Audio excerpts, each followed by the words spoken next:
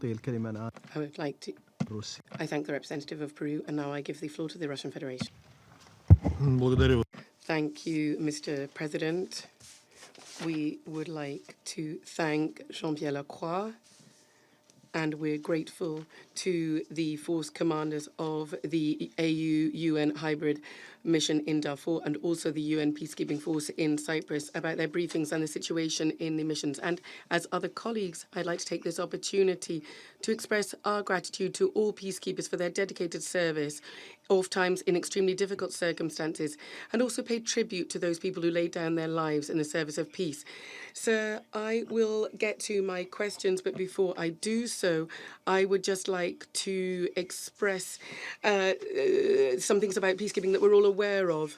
The guarantee of success of any UN peacekeeping operation is the establishment of constructive daily cooperation between peacekeepers and the country's authorities of the deployment country and also the parties to the conflict. And the pursuit of the key aim here of the mission in the deployment country is not to repeat any other mandates.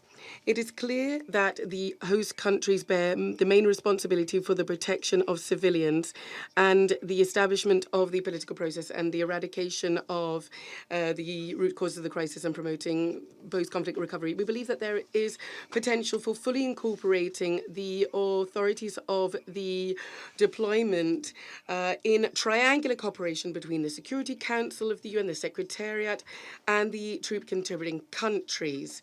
And we are convinced that this will improve the effectiveness of this mechanism. PKOs clearly need not to replace the authorities of the host country, but rather provide the necessary assistance to implementing the strategy for solving the crisis. And it's important to harness the potential of the authorities of the countries themselves in avoiding resurgence of conflict. In those countries where the missions have managed to achieve effective cooperation, necessary conditions and propitious conditions were created for reconciliation post-conflict recovery. We would like to turn to the head of the AU-UN hybrid peacekeeping mission and say that we do hope there will be a smooth transition from peacekeeping to peace building, and we hope that that will happen in Darfur, and the 2020 planned drawdown and the full withdrawal of the operation will take place. Sir, as always, it is pertinent to look at improving the effectiveness of peacekeeping missions and also the security of the blue helmets. The effectiveness of PKOs directly hinge on the extent to which, inter alia, the Secretariat and the missions on the ground clearly implement the consensus-based agreements of states on peacekeeping matters. It are precisely these agreements which reflect the shared commitments that the states themselves express the desire to shoulder.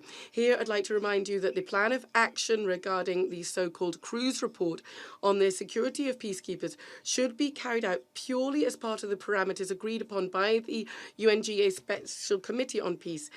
Intelligence in peacekeeping, the collation analysis of information, should only be used in order to ensure the security of peacekeepers and to protect civilians. Any abuse of these instruments, including for political means, is likely to undermine the trust in UN peacekeeping operations. In this regard, as I said, sir, I'd like to put a question to our force commander as to whether they are guided by the recommendations in the Cruise Report.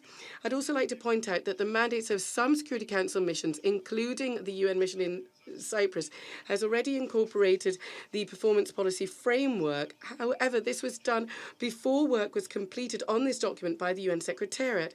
A question is, have you already incorporated that into your work?